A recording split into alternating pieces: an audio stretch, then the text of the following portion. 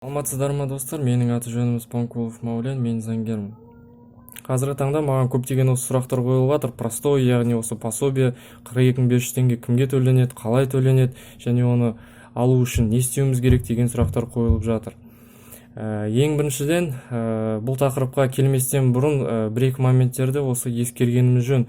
Яғни сіздер осы төтенше жағдайлардың басталуына байланысты, яғни коронавирус эпидемиясының, сіздерде 3 ай бұрын сіздерге әртүрлі бір осы пенсиялық төлемдер сіздердің атыңыздан төленуі тиіс.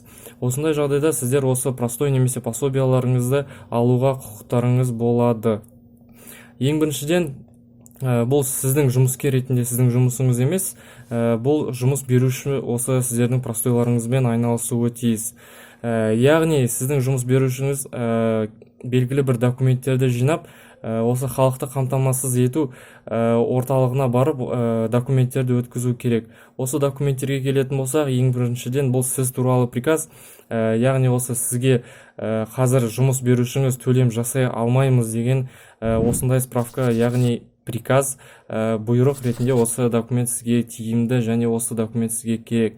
Екіншіден, бұл сіздің жұмыс істеп жатқан компанияңыздың осы регистрациялық осы справкасы қажет, және сіздің осы жұмыс берушіңіздің яғни оның жеке куәлігі керек.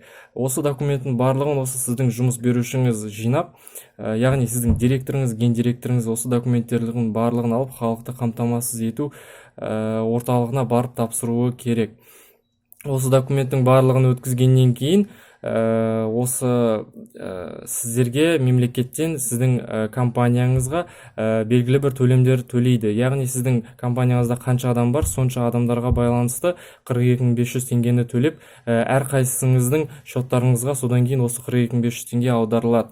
Ал енді жұмыстан шығып кеткен жұмыскерлерге айтатыным, сіздерге де белгілі бір осы төлемдер төленуі тиіс. Бұл пособиялар, яғни сізге осы 1 айдан 6 ай аралығында осы сіздерге осындай төлемдер төленеді. Бұл төлемдердің осы сомасына, размеріне келетін болсақ, осы сіздің бұрынғы, яғни 2 жыл бұрын жұмыс істеген сіздердің стаждарыңа байланысты, және сіздердің осы зарплаталарыңыздың соның барлығын ортақ бір мөлшеріне келтіріліп, сол мөлшердің осы 40%-ын сіздерге төлеуі тиіс. Сонымен қатар осы бүгінгі видеомыз осымен аяқталды.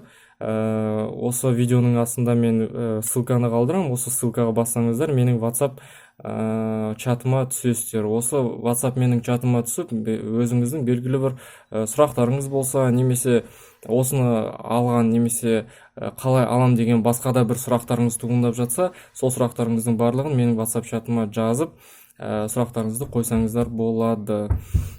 Ал енді менің осымен видеом аяқталды.